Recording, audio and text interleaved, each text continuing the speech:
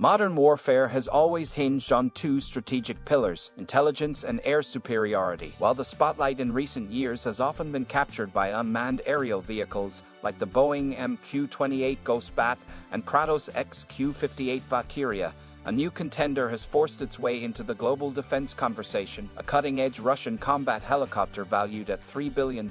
This new aerial juggernaut is not just another addition to the skies, it's a bold statement of intent. So, what makes this helicopter so different from its predecessors, and how does it reshape the future of aerial combat? From world wars to war machines, helicopters have come a long way since their early designs in the throes of World War II. While fighter jets often grab headlines, helicopters have been the silent workhorses of military operations for decades. The story begins in Nazi Germany with the creation of the THAAD-223 Drache, the world's first helicopter to reach production status. Powered by a 750-kilowatt Brahmo 323 radial engine, the FA-223 had two 39-foot rotors mounted on booms on either side of a 40-foot cylindrical body, capable of speeds up to 180 km/h and altitudes of 7,100 meters. It was a mechanical marvel for its time. Though the design showed immense promise, Allied bombing in 1942 severely disrupted production, limiting output to just 20 units. Still, it set the stage for what helicopters could become. America's helicopter breakthrough. While Nazi Germany laid the foundation, it was the United States that truly turned helicopters into an indispensable military tool. Igor Sikorsky, a Russian-born inventor who fled to the US during the Bolshevik Revolution, played a pivotal role. His creation, the Sikorsky R5, was a significant step up from the earlier R4. The R5 offered increased speed, better endurance, and higher payload capacity. Sikorsky's design soon found applications not only in the military, but also in civilian aviation. The Sikorsky S-51 became the first helicopter sold commercially while still maintaining military utility. It was even deployed during Operation High Jump in Antarctica, where it became the first helicopter to fly in that icy region, transported via the United States ship Pine Island. Though intended for civilian use, the S-51's military performance raised ethical debates about the dual use of military-grade equipment. The birth of Russian combat helicopters. Not to be outdone,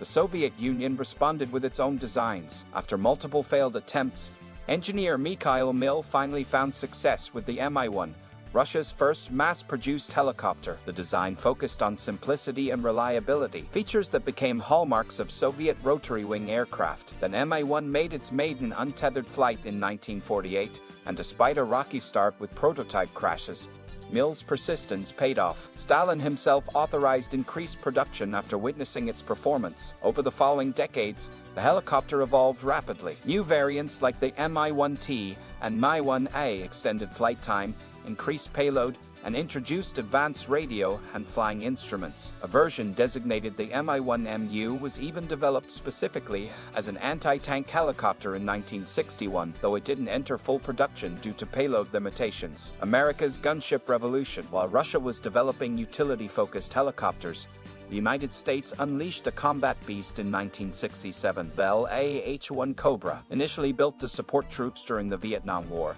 the Cobra was sleek, heavily armed, and agile. Its narrow frame, reminiscent of the snake it was named after. Armed with a chin-mounted gun turret and stub wings for missiles, it flew like a phantom above enemy lines, often in tandem with Hughes' OH-6 Cayuse SCAP helicopters in hunter-killer missions. The Cobra handled the firepower while the Cayuse gathered intel. The Cobra's performance earned it global fame and sales, especially in Israel, Turkey, and Japan. It played critical roles in conflicts like Vietnam, Grenada, Panama, and the Gulf War. Over time, it was replaced by more advanced platforms like the Boeing AH-64 Apache, but many Cobra units found a second life in civilian roles. Several were retrofitted for aerial firefighting by the United States Firewatch Services, fitted with infrared sensors and precision tracking tools. The birth of a $3 billion giant. Fast forward to the 21st century. While drones and stealth aircraft continued dominating headlines, Russia had been quietly working on something massive behind closed doors: a resurrection of the Mi-17 platform, one of their most trusted military helicopters, but with next-gen upgrades. First introduced in 1975 as a modification of the Mi-8, the Mi-17 was known for its large carrying capacity and robust engineering. But in 2024, Russia unveiled a dramatically enhanced version, one that cost a staggering $3 billion to develop. What's behind this eye-watering price tag? The next generation Mi-17. Russia's modern Mi-17 is not just a remodel, it's practically a new machine. It features powerful Klymov TV-3117 VM engines, rated at 1,545 kilowatt, capable of operating efficiently even in extreme hot and high conditions, where low air density can cripple other aircraft. That makes it ideal for mountainous or desert environments, perfect for global deployment. The fuselage was reinforced to support heavier loads, with upgraded rotors and transmission systems. Perhaps its most visually distinct feature is the tail rotor mounted on the port side,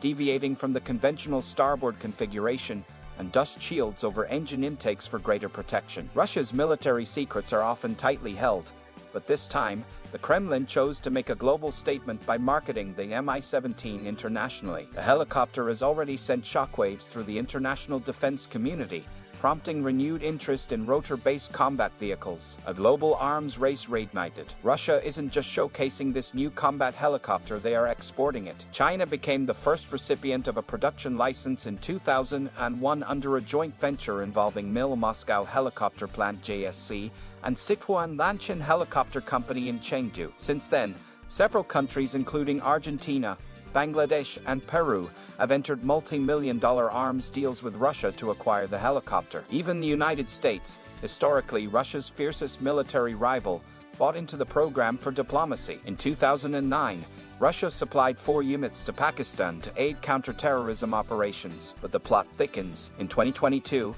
the Biden administration announced the supply of 11 Mi-17 helicopters to Ukraine to support their resistance against Russian aggression. In irony, a Russian helicopter turned against Russia. The future of helicopters in warfare, the resurgence of helicopters in combat zones, especially next-gen models like the Mi-17, signals a new chapter in modern warfare. Unlike drones, helicopters offer manned flexibility, direct engagement, and cargo support, making them indispensable in rugged terrains and urban warfare. While fixed-wing aircraft often dominate strategic bombing and long-range engagements, helicopters remain the tactical backbone of short-range, fast-response missions. And now, with upgrades like infrared systems, electronic warfare packages, and modular weapon bays, they're deadlier than ever. Russia's latest Mi-17 has essentially raised the bar. Its combination of ruggedness, advanced tech, and adaptability makes it an attractive option for militaries across continents. And there you have it. What do you think? Could this Russian chopper redefine air combat as we know it? Or is it just the beginning of a whole new arms race in the skies? Let us know your thoughts in the comments.